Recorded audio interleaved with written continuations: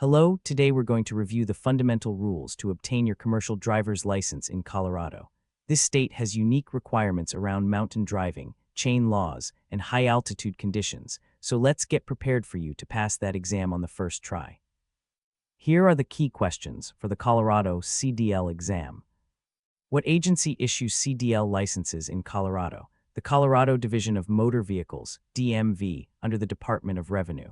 The Colorado DMV is your point of contact for all CDL testing, licensing, and renewals in the state. Let's continue. What is the minimum age for interstate CDL driving in Colorado? 21 years old. Crossing state lines with a commercial vehicle requires full CDL eligibility. No exceptions. Next question. What is the minimum age for interstate CDL driving in Colorado? 18 years old. At 18, you can drive commercially within Colorado, but you must wait until 21 to cross state lines. Let's move on. What gross vehicle weight triggers the need for a Class A CDL in Colorado? A combination vehicle over 26,000 pounds where the towed unit exceeds 10,000 pounds. Class A covers the biggest combinations on the road: tractor-trailers, doubles, and similar rigs. Continuing.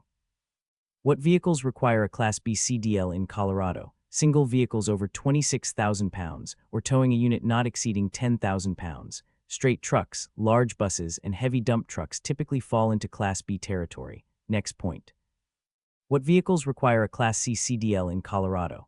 Vehicles under 26,001 pounds carrying hazmat or designed to transport 16 or more passengers, including the driver. Don't let the smaller size fool you. Class C vehicles carry dangerous materials or groups of passengers and demand full professional standards. Let's keep going.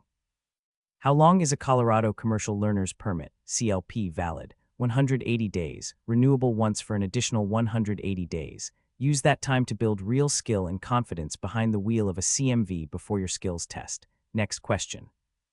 What supervision is required when driving with a CLP in Colorado? A CDL holder with the proper class and endorsements must sit in the front passenger seat at all times. Your supervisor must be qualified for the exact vehicle you're operating. Not just any CDL holder will do. Let's continue. What tests must an applicant pass to obtain a CDL in Colorado? A general knowledge test, class-specific knowledge tests, applicable endorsement tests, and a skills test including pre-trip inspection, basic vehicle control, and road test. There are multiple layers to the CDL exam. Prepare for each one individually. Don't underestimate any of them. Next point. What is the minimum acceptable vision standard for a CDL in Colorado? 20/40 in each eye with or without correction, and at least 70 degrees of peripheral vision.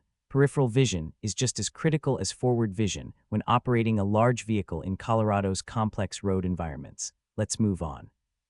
How often must a Colorado CDL holder renew their medical certificate? Every 2 years, unless a medical condition requires more frequent monitoring. Set a reminder well before your expiration date. An expired medical card means you cannot legally operate a CMV. Continuing. What blood pressure level qualifies a driver for a full 2-year medical certificate?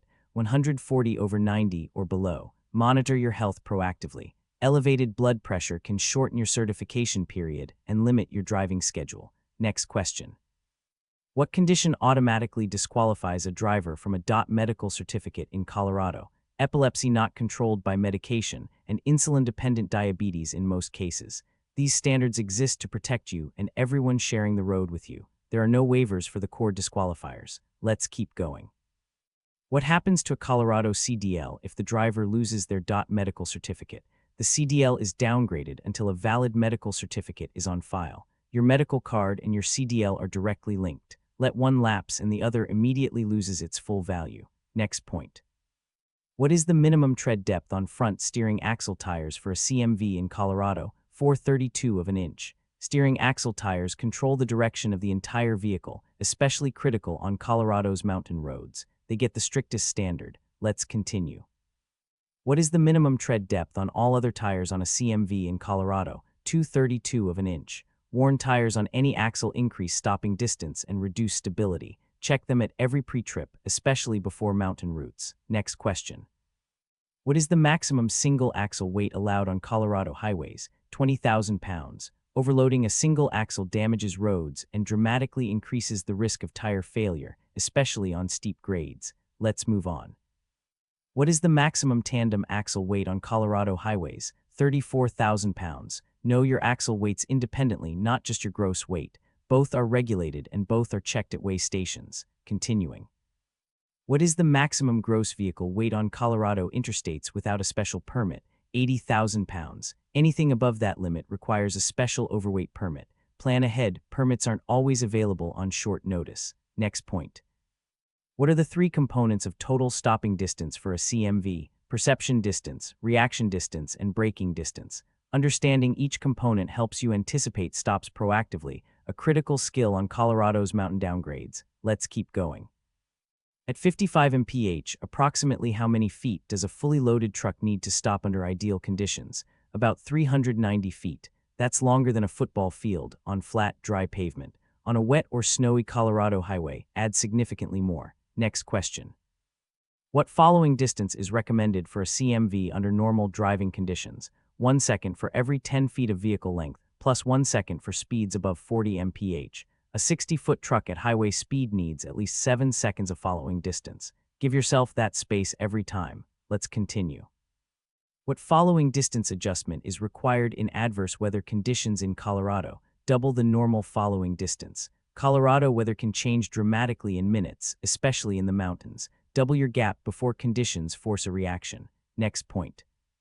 What speed reduction is recommended on wet roads in a CMV? Reduce speed by 1/3. Wet pavement is not dry pavement. Cut your speed before the conditions demand it. Let's move on.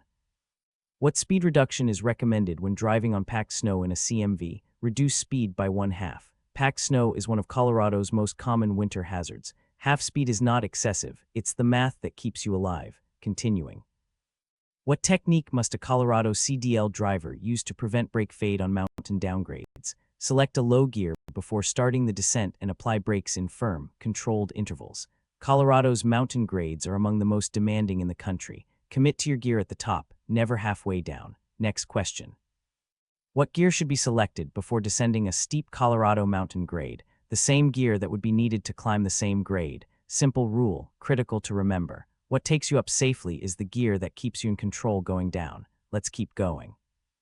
What should a CDL driver do if the vehicle cannot be controlled on a Colorado downgrade? Use an escape ramp without hesitation. Colorado's escape ramps exist specifically for this situation. There is no shame in using one. Hesitating to use it can be fatal. Next point. What are Colorado chain law requirements, and how do they affect CMV drivers? CDOT can mandate tire chains or traction devices on certain mountain routes during winter conditions. CDL drivers must comply or face fines and be turned back. Check CDOT conditions before every mountain trip in winter. Being turned back at a chain station with a loaded trailer costs everyone time and money. Let's continue. What is the normal operating range for air pressure in a CMV brake system? 100 to 125 psi. Know your gauges and know your normal range. Any reading outside that window demands your immediate attention. Next question. At what pressure does the low air warning activate in a CMV? 60 psi. When that warning light and buzzer activate, you stop safely, immediately, and without delay. Let's move on. What should a driver do when the low air pressure warning activates while driving? Exit the highway safely and stop the vehicle immediately. A CMV without adequate air pressure has no reliable brakes. This is a do not move situation. Full stop. Continuing. What is spring brake activation in a CMV? Parking and emergency brakes held back by air pressure that apply automatically when pressure drops below approximately 20 to 45 psi. Spring brakes are your last line of defense when the air system fails. Understanding how they work could save your life. Next point. What is the air loss rate that should not be exceeded with brakes released in a fully charged system? No more than 3 psi per minute with brakes released. If pressure drops faster than that, you have a leak. Do not move the vehicle until it is found and repaired. Let's keep going. What brake check is required during the CDL pre-trip inspection? Build air to governor cutoff, test the low air warning at 60 psi, verify the parking brake holds, and check all brake components for wear and leaks. Your brakes are your most critical safety system on any road, and especially on a Colorado mountain. Never shortcut the brake check. Next question. What are the 7 steps of the CDL pre-trip inspection in Colorado? Overview, engine compartment, cab interior, lights, front of vehicle, walk around, and signal check. Learn these 7 steps in order and practice them until they're automatic. The examiner will evaluate every single one. Let's continue. What items must be checked under the hood during a CMV pre-trip inspection? Engine oil, power steering fluid, coolant, belts, hoses, wiring, and the air compressor. A mechanical failure on the road is far more costly than the 2 minutes it takes to check under the hood before departure. Next point. What is off-tracking and which vehicles are most affected by it? When rear wheels follow a shorter arc than front wheels during a turn, large combination vehicles are most affected. Always account for off-tracking on Colorado's tight mountain curves and switchbacks. Your trailer's rear wheels will cut the corner, compensate deliberately. Let's move on. What is jackknifing and what typically causes it? The trailer folds against the tractor, usually caused by locked trailer wheels during hard braking. Smooth, controlled braking is your best defense. Abrupt inputs on slippery mountain roads can fold your rig in seconds. Continuing. What is liquid surge and which vehicles does it affect most? The movement of liquid in partially filled tanks that pushes the vehicle unexpectedly. Tank trucks are most affected. A partially filled tank is actually more dangerous than a full one on Colorado's grades. Anticipate the surge before every brake application. Next question. What is the correct pre-trip coupling check called and what does it involve? The tug test, where the driver engages low gear and gently pulls against the locked kingpin to verify fifth wheel engagement. If the trailer moves with you, you're coupled. If it separates, you have a catastrophic problem. Always perform the tug test. Let's keep going. What is the correct order for uncoupling a tractor-trailer? Lower the landing gear, apply trailer brakes, disconnect airlines and electrical chock wheels, then slowly extract the tractor. Follow every step in order. Skipping a step during uncoupling can result in a trailer collapse or a runaway on sloped ground. Next point. What is the purpose of the trailer hand valve in a combination vehicle? To apply trailer brakes only for testing purposes. It must not be used while driving as it can cause jackknifing. The trailer hand valve is a test tool, not a driving tool. Using it in motion on a mountain road is especially dangerous. Let's continue.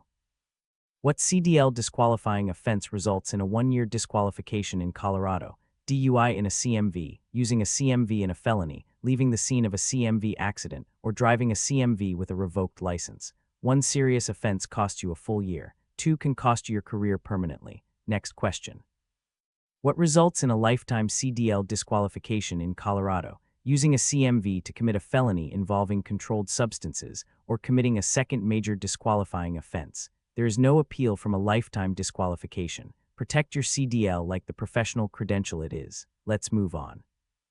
What is a serious traffic violation for CDL purposes in Colorado? Excessive speeding, 15 mph or more over the limit, reckless driving, improper lane change, following too closely, and texting while driving a CMV.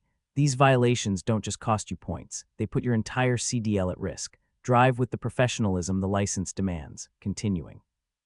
How many serious traffic violations in 3 years trigger a 60-day CDL disqualification in Colorado? 2 serious violations within 3 years. 2 strikes and you're off the road for 60 days. 3 violations in 3 years means 120 days. Drive clean. Next point.